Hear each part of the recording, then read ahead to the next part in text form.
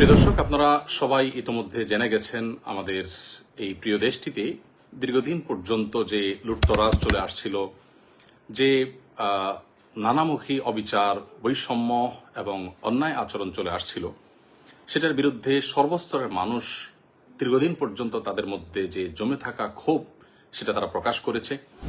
ছাত্র জনতার গণ আন্দোলনে ইতোমধ্যে আমরা জানি যে সরকার পতন হয়েছে। এই পুরো সাফল্যের যে মহানায়কেরা, বিশেষ করে আমাদের শিক্ষার্থীরা, তাদের সকলকে আমরা সকলে বিনম্র শ্রদ্ধা জ্ঞাপন করি। আল্লাহ রাব্বুল আলামিন তাদের সবাইকে এর জন্য সর্বোত্তম বিনিময় দান করুন এবং যে সমস্ত ছাত্র ভাইদেরকে বা যে সমস্ত নিরীহ নিরপরাধ মানুষদেরকে আমরা হারিয়েছি, যাদেরকে হত্যা করা হয়েছে, খুন করা হয়েছে, আমরা তাদের প্রত্যেকের রুহের মাগফিরাত কামনা করছি। আল্লাহ রাব্বুল আলামিন তাদের সবাইকে শাহাদাতের মর্যাদা দান করুন। প্রিয় দর্শক ভাই বোন, যে বিষয়টিকে আমি শুরুতেই বলতে চাই তা হলো যে বর্তমানে যে আনন্দঘন একটি পরিবেশ চলছে, এই পরিবেশে আমরা দেখতে পাচ্ছি যে অনেক সুযোগ সন্ধানীরা এমন সব কাজ করছে যে এই পুরো অর্জনটাকে ম্লান করে দেওয়ার জন্য সেগুলো যথেষ্ট হতে পারে। তোমাদের থেকে একটি গুরুত্বপূর্ণ বিষয় হলো যে লুটতরাজ চলছে। এমনকি আমরা সোশ্যাল মিডিয়ার কল্যাণে এও দেখলাম যে রাস্তাঘাটের লাইট পর্যন্ত মানুষ খুলে নিয়ে যাচ্ছে।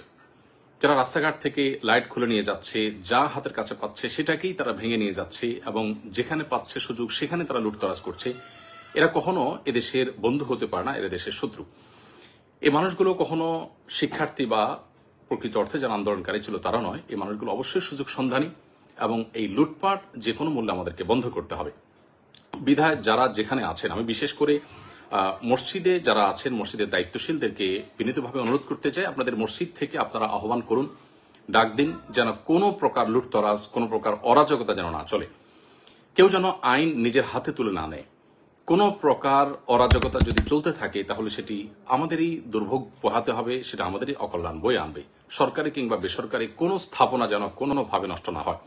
বিশেষ করে মসজিদগুলো থেকে যদি একযোগে এই আওয়াজ উচ্চারিত হয় এবং সমাজের প্রত্যেকটা মানুষ যদি দায়িত্বশীলতার আচরণ করেন এবং যারাই অন্যায়ের দিকে হাত বাড়াচ্ছে তাদের হাতকে যদি আমরা থামিয়ে দিতে পারি তাহলে সেটা আমাদের জন্য অত্যন্ত আনন্দের বিষয় হবে। অতএব আসুন, ছাত্রদের এই অর্জনকে, ছাত্র জনতার এই অর্জনকে ম্লান করে দেওয়ার মতো কাজগুলোকে যে কোনো মূল্যে থামাতে হবে।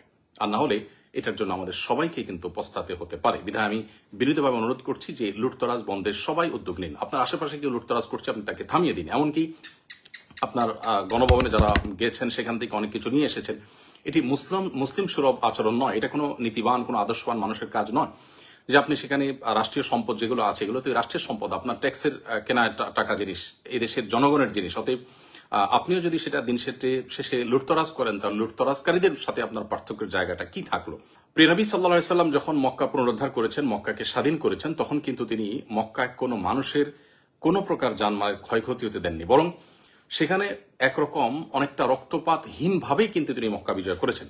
তার সে মক্কা বিজয়ের ইতিহাস আমরা স্মরণ করার চেষ্টা করি এবং মক্কা বিজয়ের সময় তিনি যে বিনয়ের পরিচয় দিয়েছেন, তিনি যে আল্লাহর কৃতজ্ঞতা জ্ঞাপন করেছেন সেটিকে আমরা স্মরণ করি। সেই সাথে বিশেষভাবে আমি বলতে চাই, সংখ্যালঘুদের উপর যে নির্যাতনের সংবাদ উঠে আসছে এর কতটা সত্য কতটা মিথ্যা আমরা জানি না, তবে আমি বিশেষভাবে মাদ্রাসা শিক্ষার্থীদেরকে বলবো যে আপনারা অনুগ্রহ করে আপনাদের আশেপাশে থাকা হিন্দুদের স্থাপনা, ঘরবাড়ি, তাদের মন্দির, উপাসনালয়, এগুলোতে কোনো মানুষ যাতে আক্রমণ করে অন্যায়ভাবে সেখানে কোনো প্রকার জুলুম করে সেটাকে উদুরপিণ্ডি বুদুর ঘাড়ে চাপাতে না পারে, সেজন্য আপনারা সজাগ থাকুন। এবং এই কর্তব্যটা, এই সময়টা যদি আমরা সবাই মিলে পালন করতে পারি তাহলে সেক্ষেত্রে এই বিজয় বা এই উৎসব যেটা আপনারা করছেন, গোটা দেশে মানুষ করছে, আমরা সবাই করছি, সেটি প্রকৃত অর্থে উৎসবে পরিণত হবে। বিধায় কোনো সংখ্যালঘুর উপর যদি নির্যাতন হয় তাহলে সেক্ষেত্রে যে জুলুমের বিরুদ্ধে আন্দোলন হলো, যেই জুলুমের বিরুদ্ধে এই গণ আন্দোলন হলো, গণ অভ্যুত্থান হলো, আমরা ৭১ দেখিনি, আমরা ২৪ দেখেছি। আমরা এই গণ আন্দোলনের যে সাক্ষী হয়েছি সেটি প্রকৃত অর্থে সার্থক হবে যখনই এটাকে সম্পূর্ণরূপে সংখ্যালঘুদের উপর নির্যাতন বন্ধ এবং সকল প্রকার লুটতরাজ বন্ধ করার প্রচেষ্টা আমরা প্রত্যেকটা মানুষ করতে পারবো। আমি আবারও বলছি যে সংখ্যালঘুদের নিরাপত্তা সবাই নিশ্চিত করুন প্লিজ।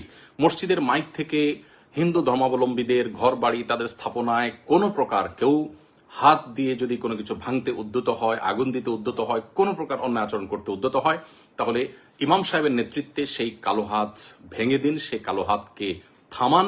নবী করিম সাল্লাল্লাহু আলাইহি ওয়াসাল্লাম বলেছেন, উনসুর আখাকা নাসর যালিমান ওয়া মাজলুমা, তোমার ভাই অত্যাচারী হোক আর অত্যাচারিত হোক, সর্বাবস্থায় তুমি তাকে সাহায্য করো। অত্যাচারিত যে, তাকে সাহায্য করার অর্থ তো খুবই পরিষ্কার। যিনি অত্যাচারী তাকে সাহায্য করার অর্থ হলো তার অত্যাচার থেকে তার হাতটাকে বন্ধ করে দেওয়া, থামিয়ে দেওয়া, অর্থাৎ তার অত্যাচারকে বন্ধ করার উদ্যোগ নেওয়া। অতএব আসুন প্রতিটা মসজিদের মাইক থেকে সংখ্যালঘুদের রক্ষা, তাদের প্রতি অন্যায় আচরণ যাতে কোনোভাবে না হয় সেবার আমরা সতর্ক করি, প্রত্যেকটা মানুষকে সজাগ করি, সবাই যেন চোখ কান খাড়া রাখি এবং প্রিয় স্বদেশকে আল্লাহ রাব্বুল আলামিন নিরাপদে রাখুন, ভালো রাখুন, শান্তিতে রাখুন। আমরা সে দোয়া করছি। আবারও বলছি, সকল প্রকার লুটতরাজ, সংখ্যালঘুদের আক্রমণের বিরুদ্ধে আমাদের প্রত্যেককে জিহাদ ঘোষণা করতে হবে এবং প্রত্যেককেই সংখ্যালঘুদের নিরাপত্তার বিষয়টির জন্য বিশেষভাবে কাজ করতে হবে এবং সকল অন্যায়কে বন্ধ করবার জন্য সামাজিকভাবে আমরা সম্মিলিত উদ্যোগ গ্রহণ করতে হবে। মসজিদের মাইকগুলো সচল হয়ে যাক, মাদ্রাসাগুলোর ছাত্ররা সক্রিয় হয়ে যাক, সকল প্রকার স্কুল কলেজের শিক্ষার্থী সকল শান্তিময় মানুষ সক্রিয় হয়ে যান এবং সকল প্রকার অন্যায়কে থামিয়ে দিন। আল্লাহ তাআলা আমাদের সকলকে তৌফিক দান করুন। জাযাকুমুল্লাহ খাইর। আসসালামু আলাইকুম ওয়া রাহমাতুল্লাহি ওয়া বারাকাতুহু।